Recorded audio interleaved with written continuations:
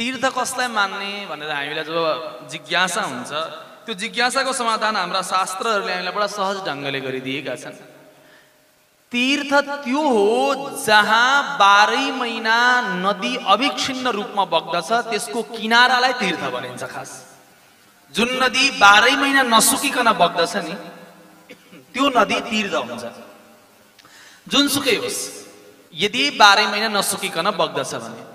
तर भगवानको कथा हुन त रामायणकारले तीर्थको बडा विचित्रको एउटा भाव गर्नु भएको छ। मानसकार तुलसीदासजी के भन्नुहुन्छ भनेदेखि तीर्थ पनि 2 प्रकारका छन् के। मोद मंगलमय संत समाजो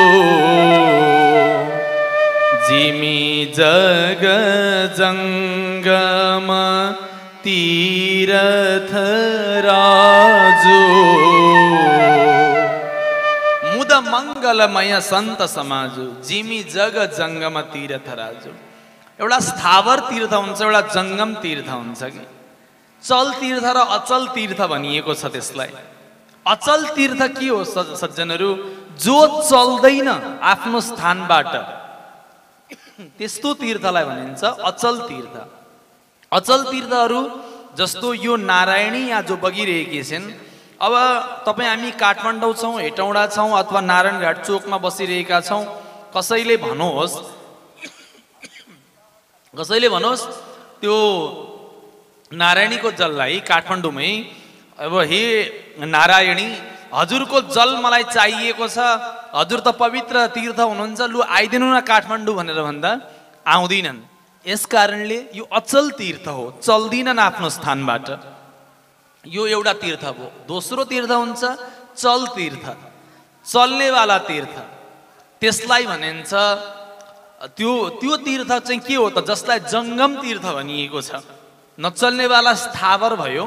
जंगम तीर्थ अथवा चल तीर्थ के हो त भन्दा, चल तीर्थ हो भगवानका भक्तहरूको श्री चरण, चरणारविन्दबाट जो धुलो हामी प्राप्त गर्दछौँ अथवा महापुरुषहरूको चरणको जो तीर्थ पाउँदछौँ नि, उहाँहरूको चरणलाई प्रक्षालन गर्दा जो जल पाउँदछौँ नि, त्यसलाई पनि तीर्थको संज्ञा दिइएको छ।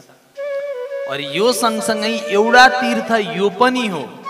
के तीर्थ हो? महापुरुषहरूका मुखारविन्दबाट निश्रित जो भगवतीय गुणानुवाद जो हुन्छन्, भगवानका कथाहरूलाई पनि गङ्गाकै समान मानिएको छ। किन? तीर्थको समान मानिएको छ। किनभने अब जस्तो हामीलाई के भाव छ, यो हो पनि यथार्थ कुरा, यो हाम्रो जीवनमा अत्याधिक पाप भयो र कसैले गङ्गाजीको स्नान गर्यो भनेदेखि त्यसको सम्पूर्ण पाप नाश हुन्छ भनेर भनिएको छ, हैन? त्यसले शरीरलाई पनि निर्मल गराउँछ, हाम्रो जीवनका पापहरूलाई छुटाउँदछ भनेर भनिएको छ, हैन? जस्तो हामी देख्दछौँ नि, हैन? गीताजीको महात्म्यमा एउटा बडा राम्रो पंक्ति छ के, मल निर्मोचनम पुंसाम जलस्नानम दिने दिने, हैन? यदि शरीरको मललाई धुन चाहन्छ भनेदेखि त्यसले जलको स्नान गर्नु पर्दछ। तर यो आफ्नो जीवनमा भएका दुष्कर्मको रूपी मल छ, जो हामीलाई बारम्बार नराम्रो काम गर्न प्रेरणा दिइरहन्छन्। त्यस्ताका लागि के गरेर चाहिँ हाम्रो यो मनको मैलोलाई सफा गर्ने अथवा कसरी हामी पवित्र रहने त? गीताजीको महात्म्यमा त उद्धृत गरिएको छ, सकृत गीताम बसी स्नानम। एकचोटि मात्रै कसैले जीवनमा गीताजीको स्नान गरो, अर्थात् गीताजीलाई पढेको छ। गीताजीलाई पढेको माने केवल पाठ मात्रै होइन, रहस्यलाई बुझेर चिन्तन गरेको छ जीवनमा एकपटक भने पनि त्यसका सम्पूर्ण मलहरू नाश हुन्छन् भनेर भनिएको छ। तो शास्त्रको चिन्तन, शास्त्रका कुराहरूलाई श्रवण गर्नाले हाम्रो हृदयमा भएका जमेका जति त्यो दुर्भावनाहरू छ, हैन, पापहरू छ, ती सबै चिजहरू पवित्र भएर जान्छन्। हृदय पवित्र हुन्छन्, ती नाश हुन्छन् हृदयका त्यो दुर्भावनाहरू।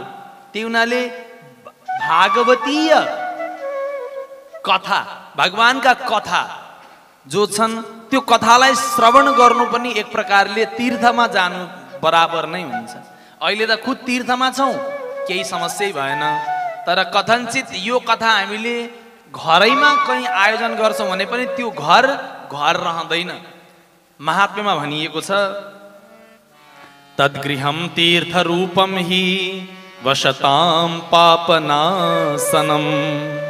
तद्गृहं तीर्थरूपं हि, त्यो घर घर रहँदैन, त्यस पछाडि त्यो घर स्वयं तीर्थ बन्दछ भनेर भनिएको छ।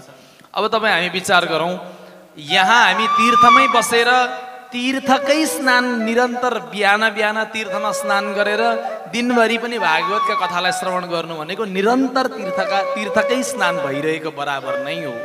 त यो सौभाग्य सोच्नु त, यो मनुष्य जीवनमा हामीले कति समय व्यतीत गर्यौँ। कति युवा हुनुहुन्छ, कति बुढा हुनुहुन्छ, कति अब भर्खरको पनि हुनुहुन्छ, युवा हुनुहुन्छ। यो अवसर यसरी फेरि दोहोऱ्याएर आउला नआउला भगवानको कृपा भयो भने मिल्न सक्छ, नभए यस्तो सौभाग्य सधैँ जुर्ने सौभाग्य पनि होइन। यो बहुत ठुलो पुण्यको पुञ्ज हो सज्जनहरू, विश्वास गर्नुहोस्। यो कुरा म यहाँहरूलाई निवेदन गरिरहेको छु। चाहे जस्तो रूपमा तपाईँ हामीले यो सौभाग्यलाई पायौँ, यो सामान्य पुरुषार्थ होइन, सामान्य पुण्य होइन। यो भगवानको ठुलो कृपा हो। हेर्नुहोस्, यसलाई ठुलो महिमाका साथ हजुरहरूले स्वीकार्नु होला। एउटा मानेर हिँड्नुहोस्, मैले जिन्दगीमा साह्रै ठुलो, मेरो पूर्व जन्ममा पनि मेरा राम्रा कर्म रहेछन्, मेरा पूर्वजहरूको मलाई ठुलो आशीर्वाद रहेछ र सायद भगवानको कृपा पनि मलाई भयो। त्यस कारणले यो अभूतपूर्व सङ्गम, मलाई कसैले सोधोस् यो कथाको बारेमा त साँच्चै भने मसँग शब्द पनि कम हुन्छ, त्यति महिमा यो कथाको मैले अवसरको रूपमा हेरेको छु। देवघाट जस्तो परम पवित्र क्षेत्र, त्यसमाथि पनि यो त साँच्चै भन्ने हो भने सिद्धहरूको भूमि हो। कयौँ महापुरुषहरूले यो भूमिमा सिद्धि पाउनु भएको छ भगवानको नामको जपद्वारा, तपद्वारा, साधनाद्वारा कति सिद्धि पाउनुभयो। यो त राजर्षि भनौँ न, राजा भरतको पवित्र तपस्थली हो यो। गलेश्वर बाबाले तपस्या गर्नुभएको स्थल हो यो। कति कति महापुरुषहरूले आएर यहाँ तप गरेर सिद्धि प्राप्त गर्नुभयो। और यहाँ बसेर 7 दिन, हेर्नुहोस् सानो कुरा होइन, 7 दिन निरन्तर भगवानको कथालाई सुनिरहन पाउनु, बिहानभरि